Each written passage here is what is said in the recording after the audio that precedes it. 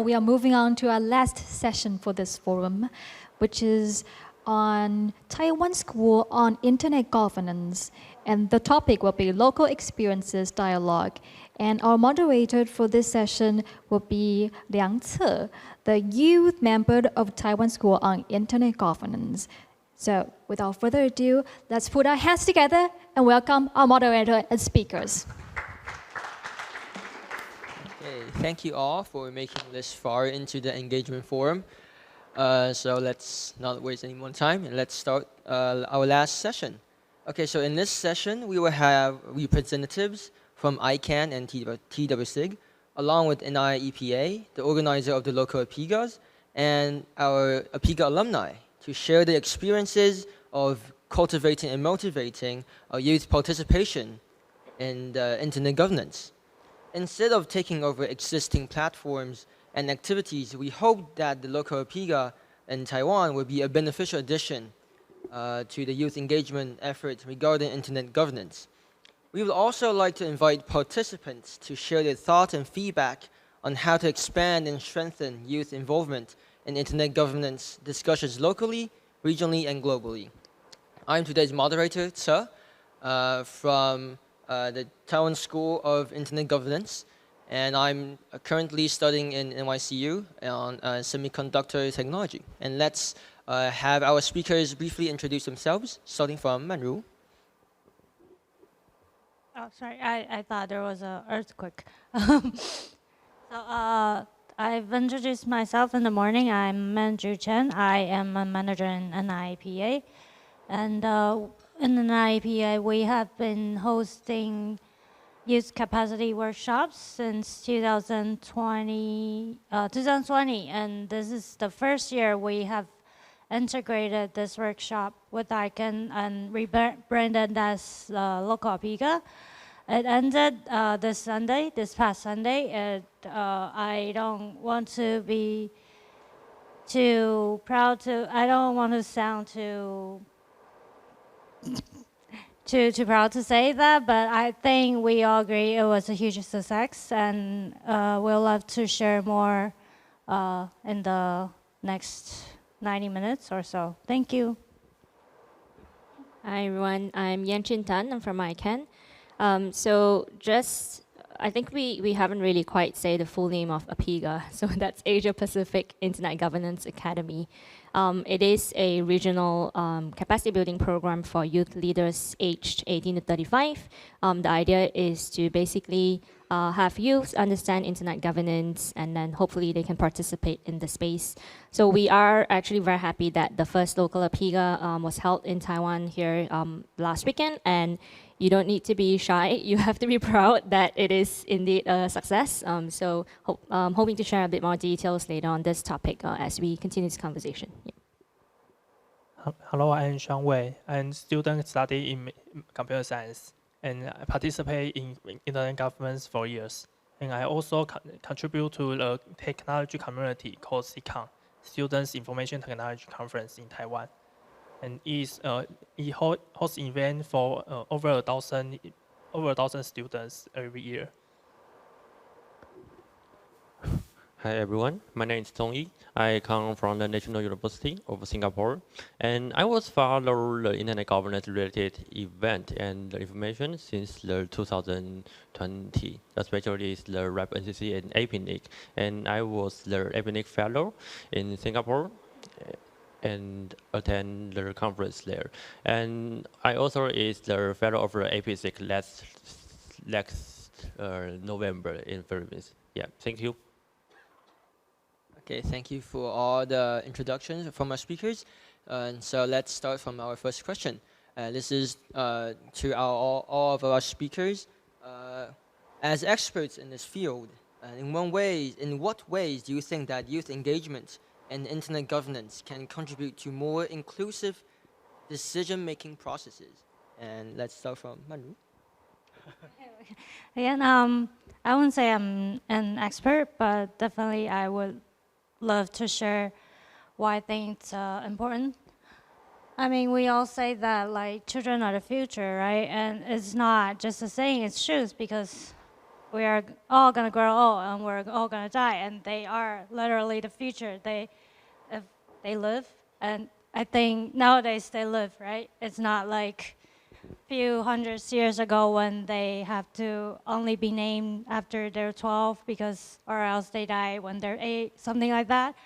So they live and they will be the future. And if we don't involve young people within the multi-stakeholder decision-making process, we are making the decision without those who are gonna live the consequences of those decisions.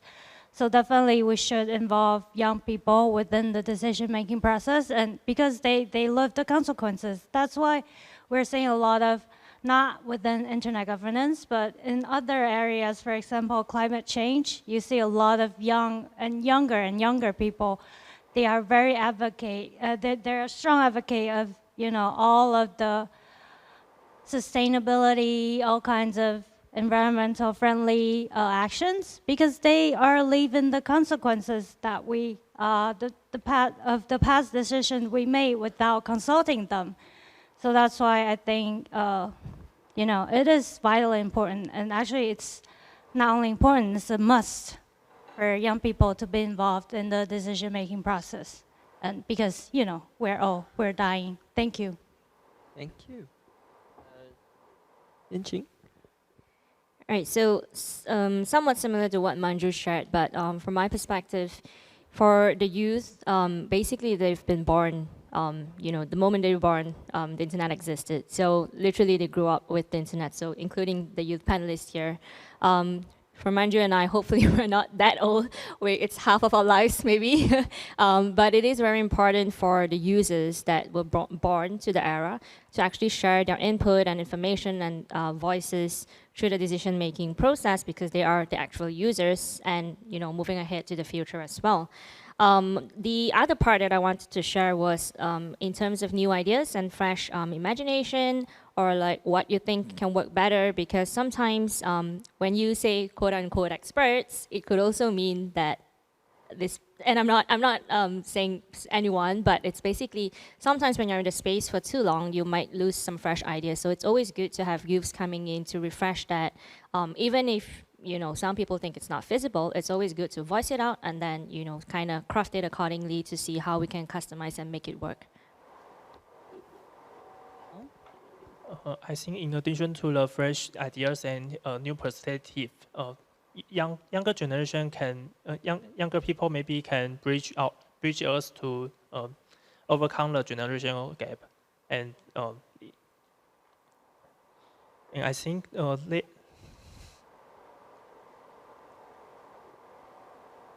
Okay. How about? Thank you for the insight. How about Tsung-Yi? Okay, actually, I don't have any idea in the governance of this question, but mostly we might be able to get more voice from the youth, just like the multi-stakeholder. And I have my personal opinion is just keep engagement with the people who has a lot of experience in this area, just like the Kenny is not here, okay, like Yien, Edmund or Japan, or for the youth, we also have a study group organized by the Guowei Wu, but so if you are interested, you can also join us. You might get more history in this area. Yeah. Okay, thank you to all of our speakers. I also agree strongly with what they have said.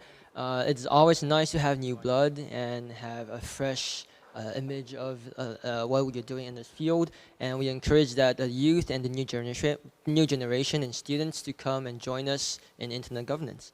Okay, awesome. So this is also to all of you. From all your experiences and perspectives, what do you believe are the main barriers to youth participation in internet governance, and how can they be overcome? Let's start from Tsung-Yi. Okay, so I think just a few people know the internet governance related information or event. So I think for me it's hard to answer this question because I love to exploring my interest in things. So, but this year is a very good chance because APAC-TWNIC, IGF, and YGF always in Taiwan this August, hosted by the TWSIG. So it's a very good chance because you don't need to pay a lot of money or buy an air ticket. You can just come to Taipei and engagement with the other foreign participants and learn more interesting you want. To me, the barrier is most events are held in the weekday. So the student, many students will conflict with their class. And I study in Hsinchu, so the transport time for me is also a barrier. So for me, it's kind of in 3 parts, I would say. So the first thing is just the actual understanding of what internet governance is. So although we all use the internet, but it doesn't come naturally on the actual technical and infrastructure layer in terms of how it works. So that's one part. I would say it's a barrier. The second part of barrier, it's related to the basically competing priorities, because like Sean said, for youths, you're either still studying or early at your careers. So a lot of times you're unable to kind of put yourself in these discussions and spaces unless if you're working in the space. So if you are in a different industry or you're still studying, it usually it's a little hard to kind of take out time to join the space and discussion. And then of course there's a third part in terms of budget. So thanks for promoting the events here in Taiwan. That indeed is one of the support that you can get in terms of lowering the barrier, but also to respond to the question in terms of how we can kind of lower the barrier. The organizations in the internet governance ecosystem actually try to provide support as we can. So this is both in terms of knowledge. So as we mentioned, the capacity building program, that is something that we work together with a few key partners in the internet governance ecosystem. That's why we're hoping to, actually kind of lower these barriers. And then also in terms of financial support, we do have fellowship programs as well across the different internet governance organizations. So it doesn't resolve all the problem for sure, but we try to reduce the barriers first as starters. Thank you. So all of them said it all. They are competing priorities. Well, if we use my words, I'll say there are much more interesting things out there than internet governance. So I don't blame them when they don't want to do internet governance, right? They are young. They have multiple choices. Their world is so wide. And so I'm not going to repeat the points, but I guess just like a self-reflection, I think we adults, I'm young adults, but we adults are being lazy in a way. For me, I was thinking why we always hold this capacity workshop that I do in Taipei, because Sean was mentioning how transportation is a cost for him. It's not only time, it's also money, right? And how if people, like Taiwan is a tiny island, but even in that size, people have to take a train or whatsoever to come to Taipei to participate in this workshop. And I really just have been lazy of choosing Taipei because that's where I'm based. And I'm deeply reflecting myself, and hopefully starting from next year and in the future, we will definitely considering to relocate some of our events in other cities in Taiwan and make people, just benefit the local community better than just put everything in Taipei. And actually, I wanted to hear what you think of as a barrier of your involvement and, participate in internet governance. Sure. Thank you for all the speakers on their insights. I also have some reflection on this topic. I myself, I believe I can speak for all of us as students. That we have homework, we have classes to go to, and so like participating in another different different genre of knowledge is kind of hard, because you don't know whether it really helps you to understand more about this topic or not. So I myself, I attended ICANN workshop hosted by NII 2 times before this past few years, and I also got, I was really happy that I got the opportunity to attend APIGA. So I'm also an APIGA alumni from last year. And so I went to Korea with Sean and Manru. And it was really an eye-opening experience because I major in semiconductor technology. I have nothing connected to like internet governance and things. So it was really interesting to see a whole new perspective of knowledge and its category in internet governance. So yeah, I'm really grateful and thankful for all these opportunities that I have been shown to. Yeah, thank you. Okay, so let's go on to our next question, which is directed to our two students, Sean and Tsung-Yi. In your opinion, what are the most important skills that young people need to develop in order to actively contribute to internet governance processes? I think in addition to willing to devote time in this area, the most important thing is English skill, because most of the material is written in English. So our English reading and listening skill is very important in not only the internet governance, but also very area. And once we have some understanding about internet governance, the critical thinking skill is most important for me, because we need critical thinking skill to so that we can analyze issues and discuss with others. And I think holding capacity building workshop is very important for discuss for us to grow up. Just like the local APAC hold a mock conference about various issues. Okay, thank you, Sean. So in this question, I think participant and engagement is very important for yes. So for example, as I mentioned that I was follow the APAC-TWNIC and RIPE discussion since the 2020, and especially is in 2021 there is a Russia and Ukraine war. A lot of people is asking if possible to kill out the Russia's network connection, or stop the resolve by the DNS. And I think that is very important to prove that the naturally important things, especially the RIPE entity reject this request. So for example, fellowship is a very good chance if you want to attend the conference in person, because they provide the funding. And by the attender conference, I was met a lot of foreign participants, and keep engagement and keep connection. I think that is very good chance to prove yourself. For example, you might be able to study the master or a PhD program, or you are looking for a new position opportunities that might to help you to write a referral or internal referral. Yeah. Okay, thank you both. Yes, I also agree that English is really important because it's a global language, and you have to communicate. You have to try to learn and how to communicate with people to share your thoughts and actually pass what you think on to others. And I also agree that critical thinking is really important, because like what we had in our mock conferences, you have to negotiate with people and actually maybe sometimes argue with them.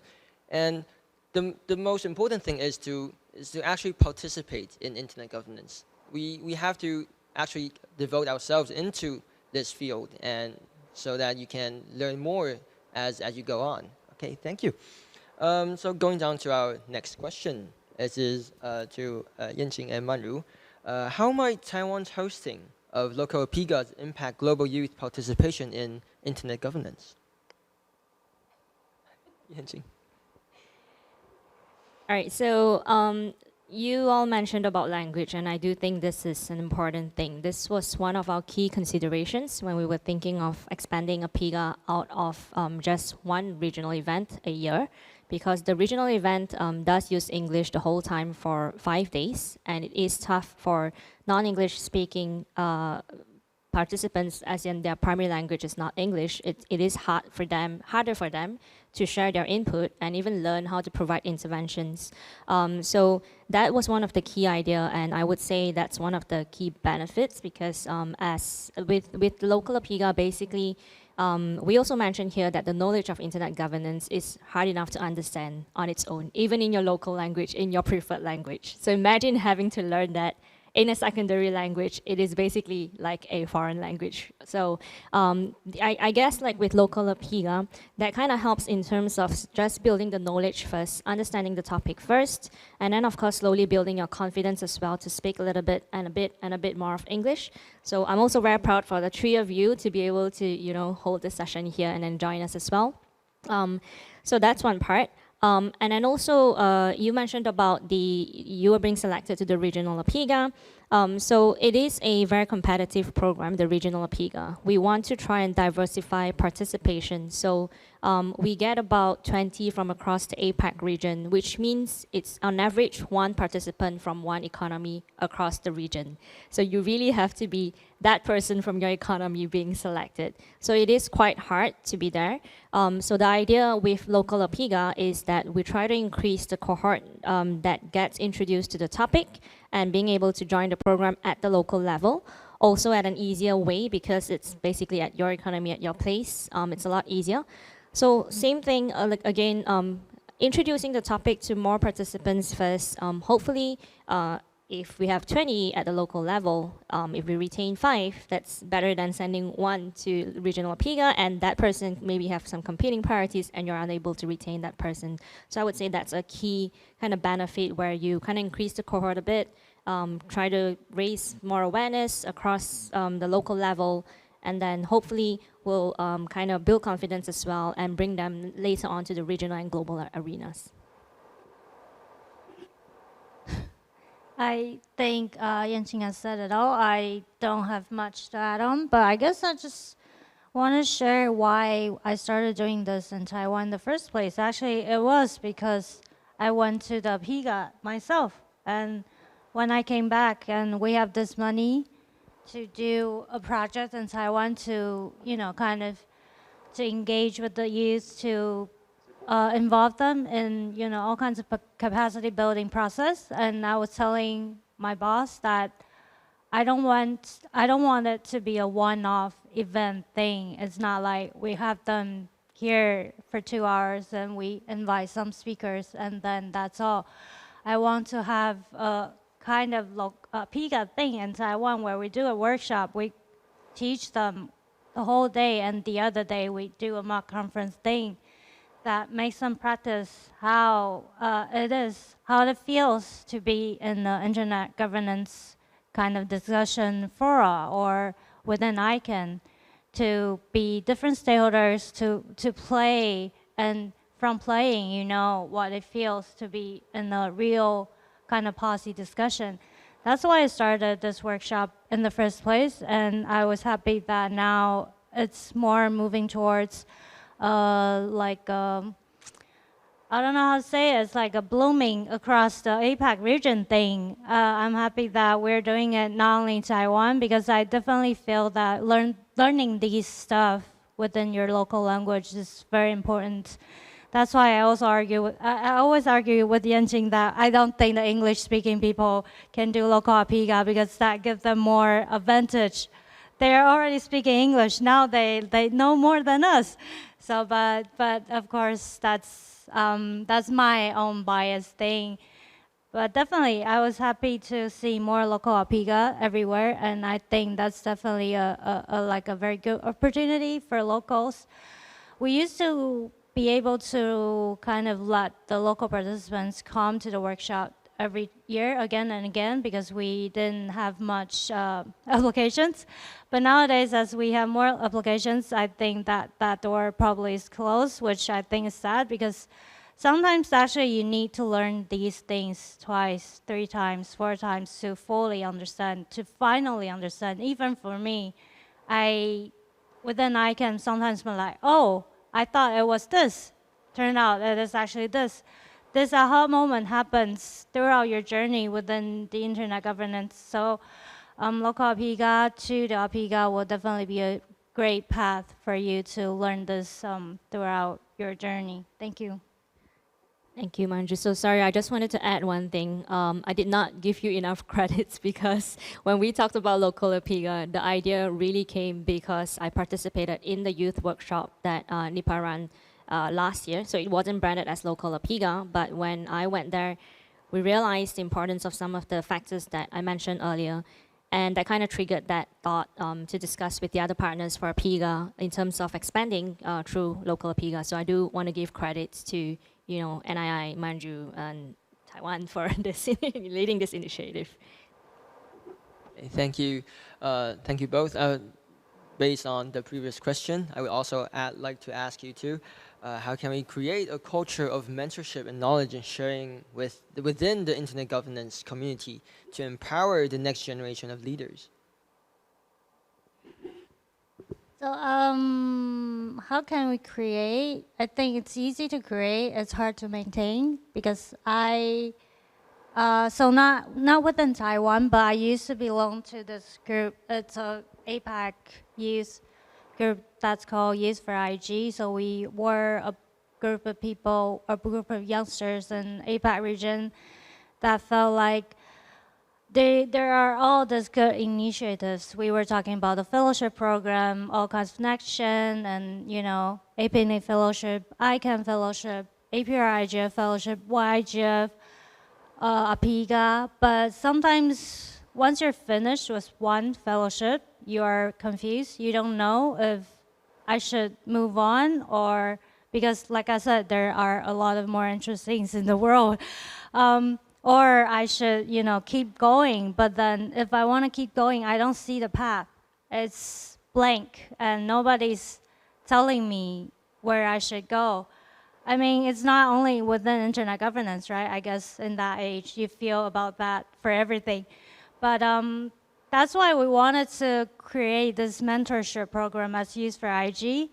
If we pair up the youngsters with adults who have been here, well, not really adults, but, well, older people. Stop smirking at my comments about adults. They are adults legally. So to older people, and then whenever you have questions, you ask them. That's an easier way because if you don't know people, you don't have people to ask questions, then you just feel like, well, I move on to things that I find easier, right?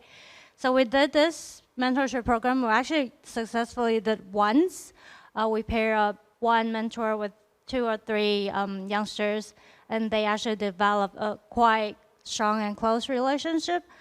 But then after that, like I said, there were a lot of interesting out there, and so the Youth for IG itself, without funding, without time, and with COVID, kind of disbanded in a way that we no longer work together. Everybody has just moved on with their past. So like I said, I think it's not hard to create. It's easy to create, but it's hard to maintain because as young people, we don't have the resources.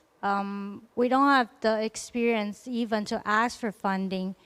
And it's hard to kind of prove our success if we're only operating in such small scale. So definitely it's good, but I would definitely, I had this experience, right? So as a person have this experience, I will also cautious against relying too much on your mentors, because in the end, you have to grow your own personality, you have to create your own path. And it's hard to break off from what they told you, but it is vitally important that you start to have your own knowledge, and that's actually what happened to me, even within ICANN now. Thank you. Thanks. So I do want to start with urging the youth to not be shy, because I think a lot of times all of you think of us as quote-unquote experts, and you're very scared of us. So you're always like, I need to think 10 times before I ask a question. You don't need to do that. We are all friendly people, although sometimes we look unfriendly, like Manju, but she's friendly. But we are really friendly people. I would say in this industry, many existing members, or actually call them adults, are friendly people, and we are very supportive of youth participation. We understand it's difficult. So starting with the key message, not be shy, always, talk to us, ask us any question. So in terms of the mentorship, Manju has described a bit of the mentorship program that we tried out.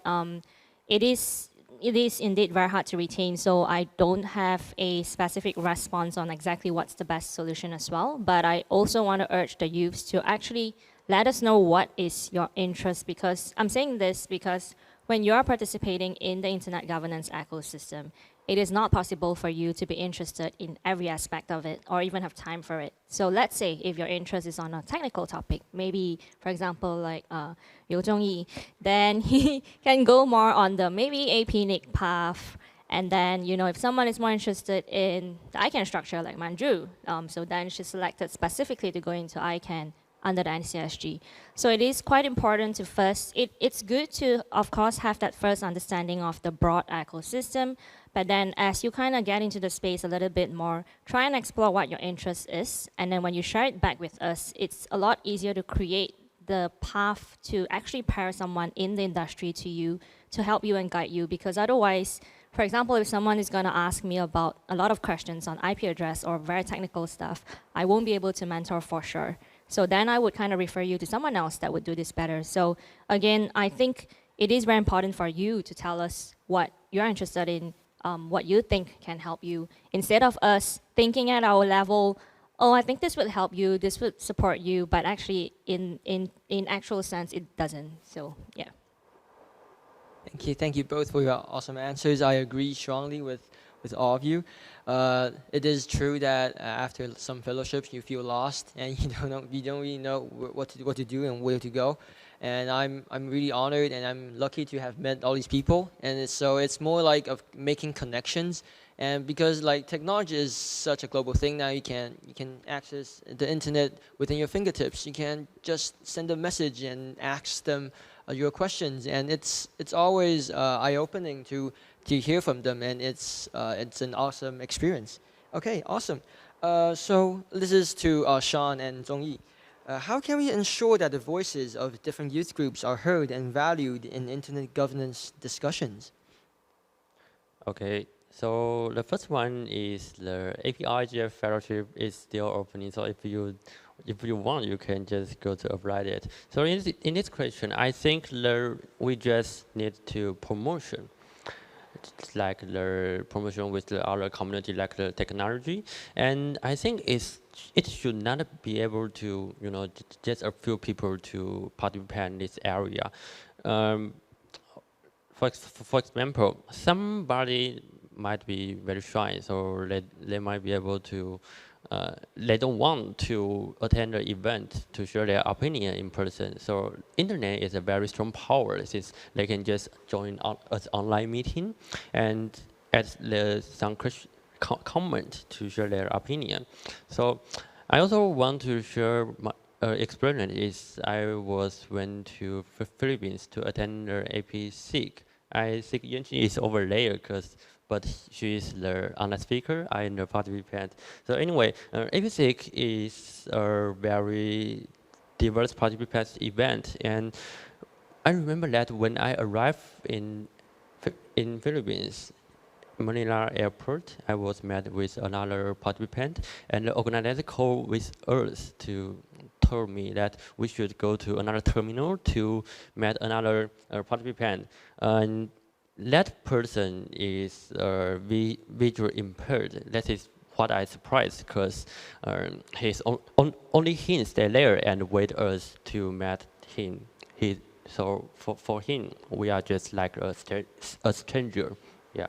So I think just engagement with the different background people, and we can hear more opinion and voice. Thank you. For me, to ensure the voice are being heard, I think first of all, we have to create an environment to encourage the youth to speak up. And one way local APAC do is to provide financial aid for transportation and accommodation. And this will lower the barrier for the young people. And to enable young people to have capability about speaking out, I think having capacity building workshop periodically is important, so that people not only know how the ICANN meeting work, but also can exchange the opinion with others and exchange the core value. Okay, thank you both for your answers.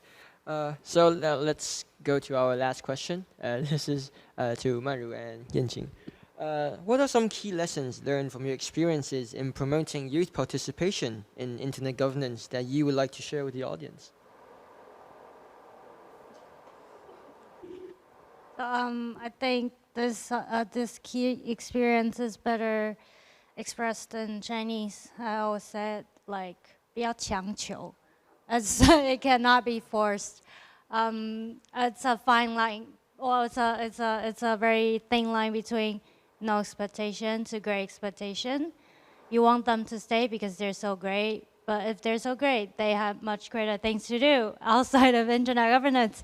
So do your best to retain them, but if they have better things to do, let them do it. It's their future, it's their life. But also, I guess, for those who are willing to stay, we just try to help support as much as possible.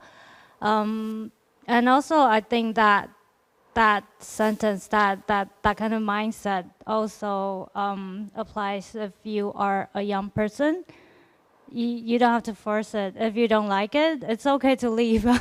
But if you like it enough, I hope you stay. And as you stay longer, you probably find more things that you're interested in, and that make you more willing to stay. So that would be my key lessons. Thank you.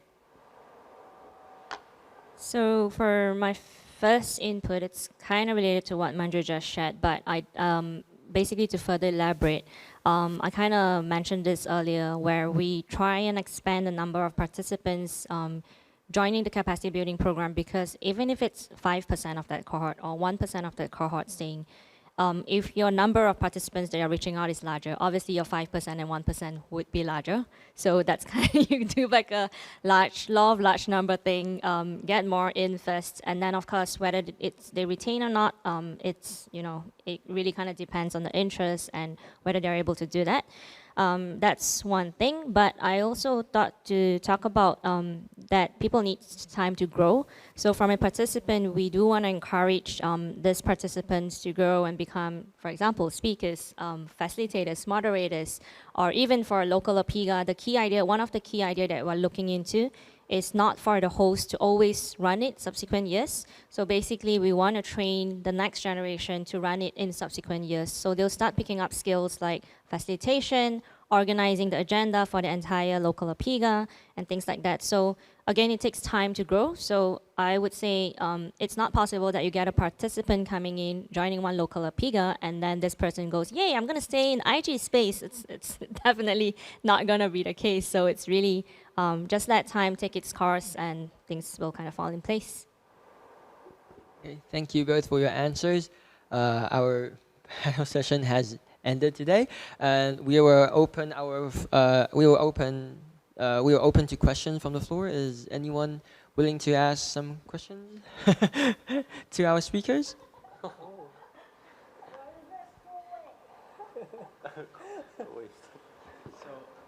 I have two questions.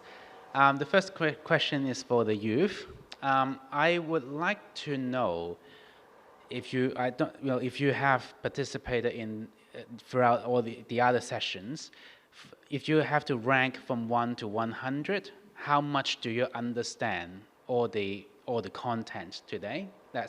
I would like to understand that.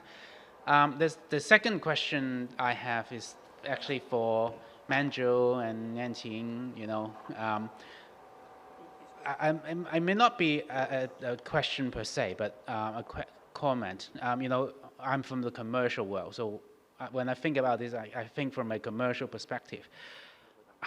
And the question is, how do we actually create jobs related to this area?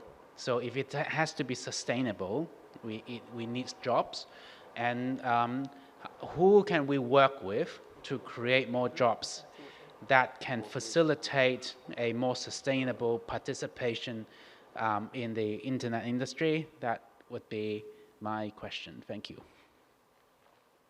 Before anyone answers, Alban, I do want to say that Manju and I are still in the youth group too.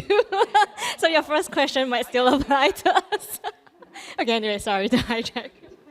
Okay, so you know there has two sections. One is for the technical, and another one is for the policy.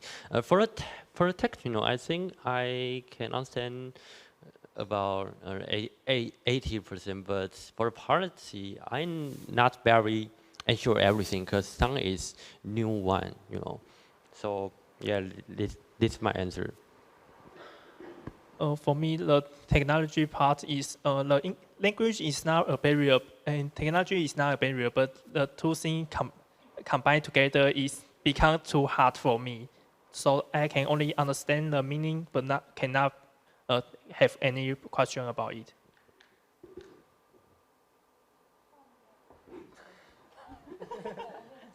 Okay.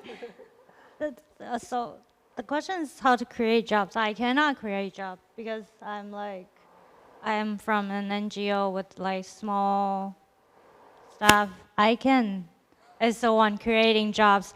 So I was wondering why Yien was not picking up her mic to promise to create more jobs. I let them respond. Finish responding to first question first. They finished. Liang is you. Oh, okay. I didn't even. Sorry, you go first. I thought I wasn't going to answer.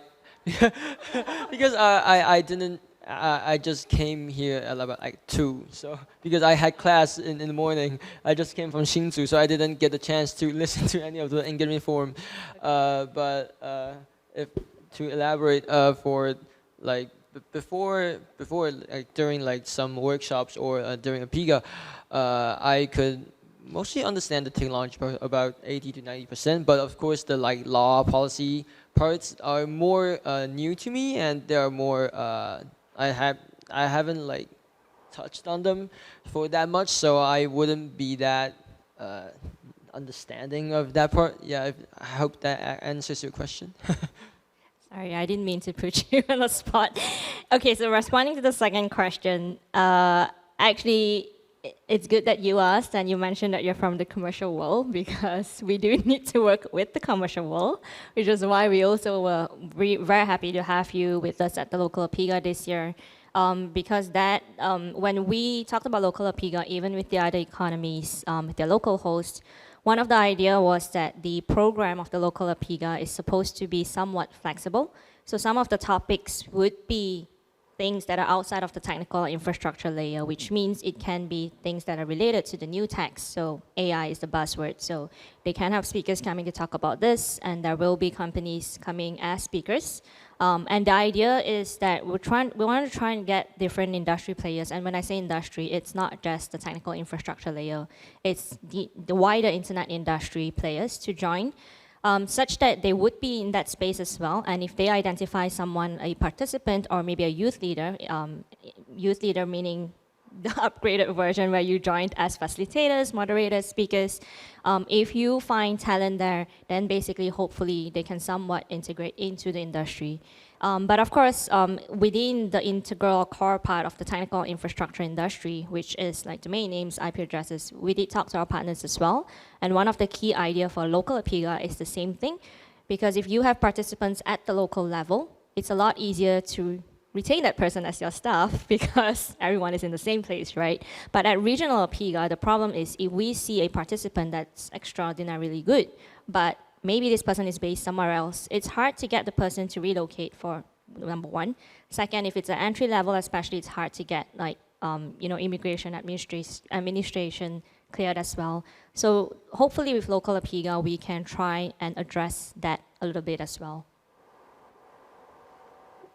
Next question. Sorry, I don't have question. Actually, I just want to have some promotion. So just like most of you know that we will have APAC-IGF this year in August. Yeah, and we will have the APAC-TWNIC before the event. We will have a 3-day training courses for APAC-TWNIC. And also, we will have a YIGF, for 1-day training. So I welcome, everyone, but it's under 35 years. So it's for young generation. So, if you have interest, then you definitely, and we also support, we will have the local fellows as well, to join the APAC-TWNIC and YIGF. So we will start the selection process really soon. So if you have interest, just pay more attention to our website. We will release the news really quickly. Thank you. Just have a question. Will you be the speaker of the APAC-TWNIC or YIGF?